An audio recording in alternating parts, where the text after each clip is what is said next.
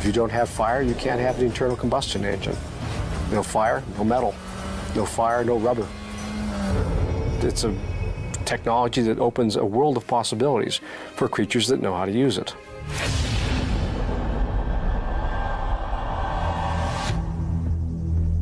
"200,000 years ago,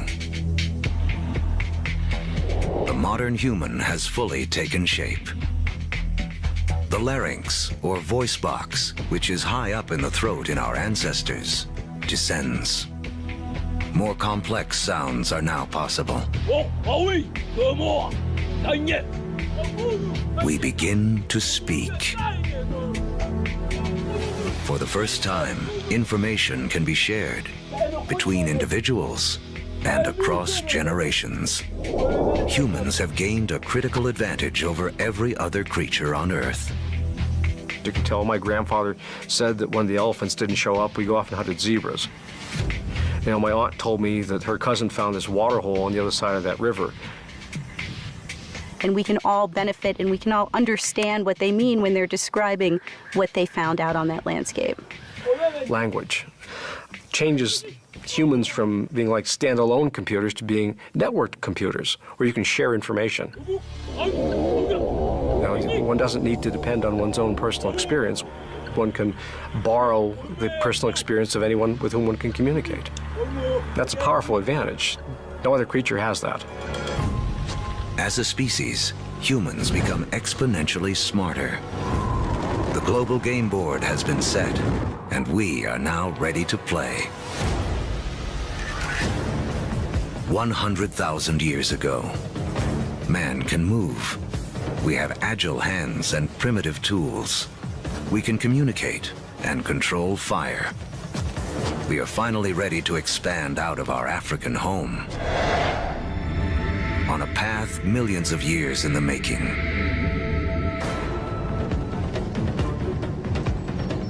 Shifting continents have linked Africa and Eurasia into the largest contiguous landmass on Earth, Afro-Eurasia.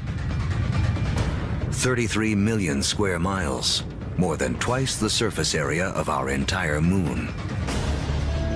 For early humans, this means more than half the land on Earth can be reached on foot. Human dispersal was a crucial game changer. We are one of the few primates that live on more than one continent simultaneously. So what that means is that we're better insulated from the kinds of things that cause big mammals to become extinct than other primates are. It's extinction insurance. Dispersal is extinction insurance. But just as the world begins to open itself up to man, the planet turns on us. An ice age begins. Now the planet will test us like never before. By 50,000 years ago, glaciers begin to advance down from the North Pole. At the same time, humans continue their conquest of the globe, arriving in China and Australia. By 30,000 years ago, Homo sapiens reach Europe for the first time.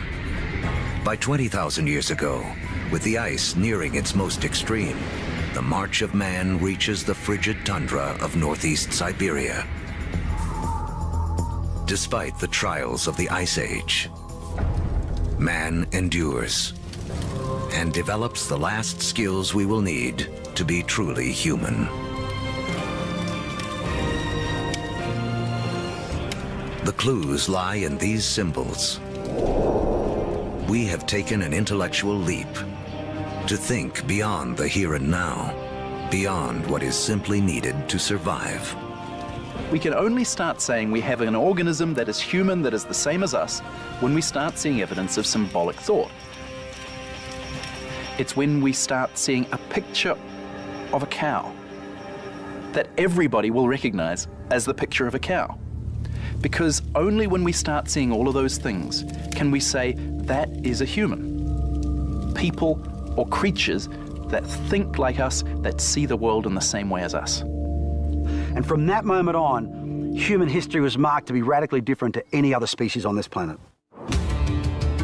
Now, With huge amounts of the planet's water locked up in ice, sea levels plummet by 300 to 400 feet. The last great barrier to the spread of man is erased. We come across the Bering Land Bridge from Siberia to North America. We are telling the history of the world in 2 hours, and in just 1 hour, more than 13 billion years have already passed. These years of preparation have allowed man to finally emerge and spread out across the planet. And human history as we know it can truly begin.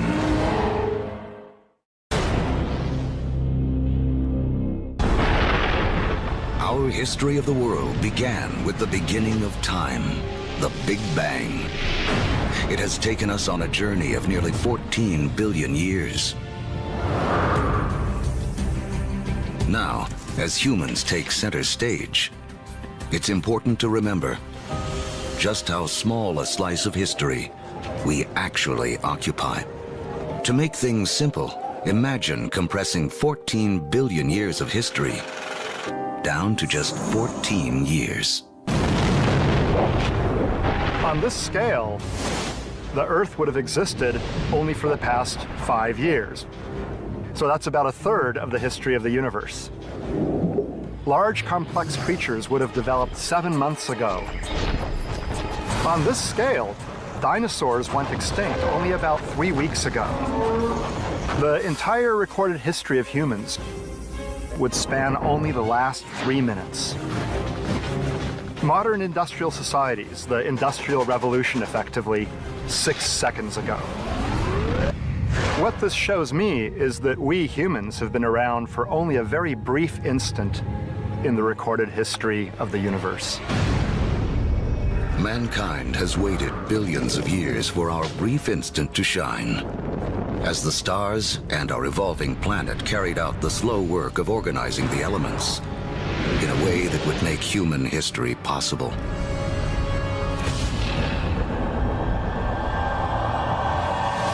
We live in the tropics. Humans have managed to colonize the entire globe. Ice Age land bridges allowed man to spread around the world. But now the ice begins to melt, and sea levels rise again. Humans are trapped and separated in 2 vast and unconnected hemispheres.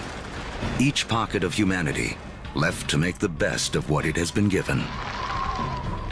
As the glaciers recede, they carve out lakes, rivers, and bays. The map as we know it emerges. In Africa, increased rainfall causes Lake Victoria and Lake Albert to overflow and form Egypt's Nile River. In Eurasia, other rivers emerge. The Tigris and Euphrates in Mesopotamia, modern-day Iraq, the Indus in modern-day Pakistan, and China's Yellow and Yangtze. These river valleys become critically important for how human history will now be played out following the retreat of these ice sheets. These are the river valleys whose waters and fertile soils will allow the first seeds of civilization to be planted. With temperatures warming after the Ice Age, plants and animals are more plentiful, and man can finally choose to stop moving. Permanent settlements begin. Populations grow.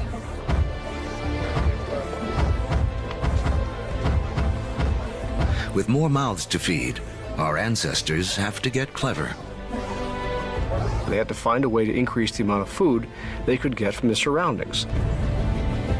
Now, one discovery forever changes the planet and the path of mankind. We learn to plant seeds.